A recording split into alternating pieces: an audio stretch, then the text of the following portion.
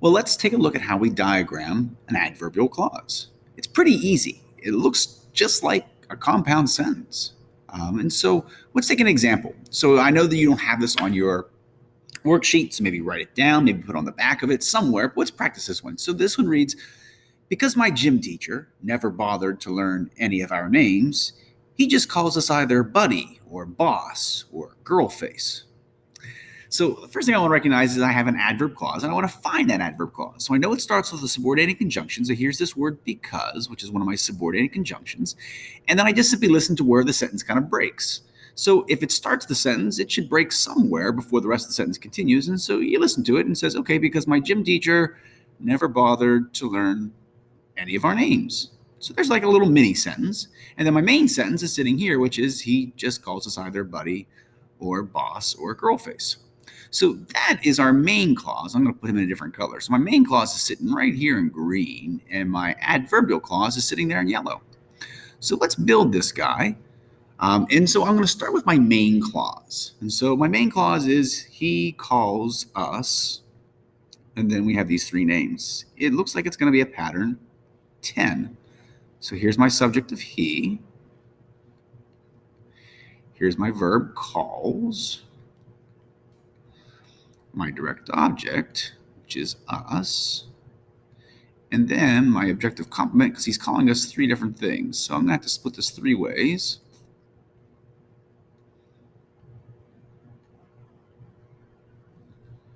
Little dashed line in between here. And then he calls us buddy. He calls us boss, or my personal favorite, girl face. All right, and that's the basic structure of the main clause. I'm just going to add in the extra words. Here's the word just.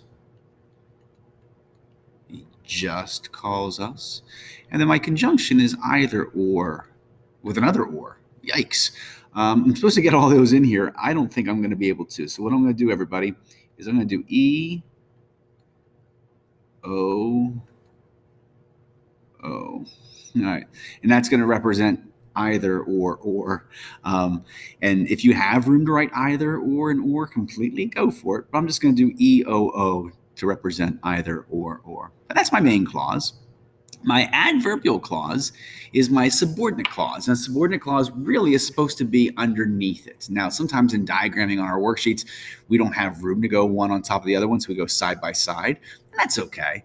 It's technically supposed to be underneath there, but sometimes it just doesn't work out that way. I have a little bit of room over here, so I'm going to put mine over to the other side. I'm going to change my color here. I'm going to go over to blue.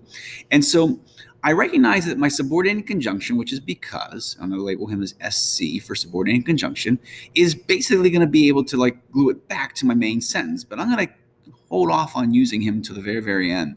I'm going to diagram the main sentence, which is teacher bothered to learn our names. All right, so I'm going to have subject of teacher. My verb is bothered.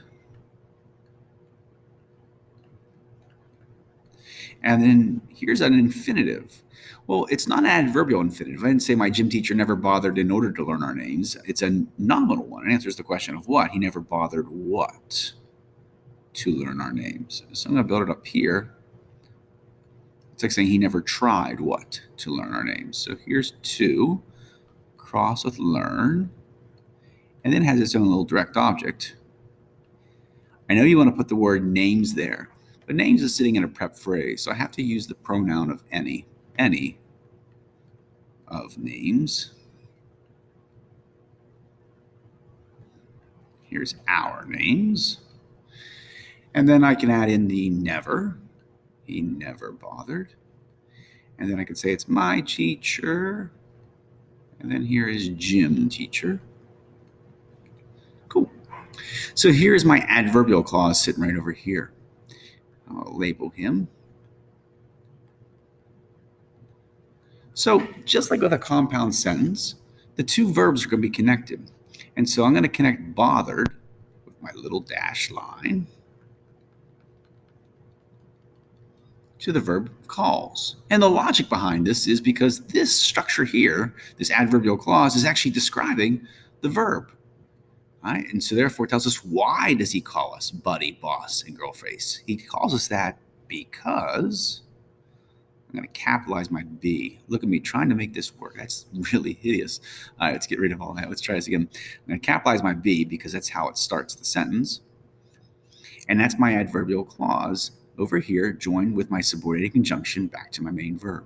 So once again, it looks just like a compound sentence diagram. And it should, because you're kind of using a conjunction to join two clauses together. But we have to recognize that this clause here in blue is the adverbial clause, what we call the subordinate clause. And it's actually modifying, particularly that verb. So this is a nice little pattern 10 over here, and that's all we really care about. We don't really worry about the pattern 7 over here, the adverbial clause, but just the main clause. Okay, so let's try diagramming the 3 sentences on our worksheet and then see how we do.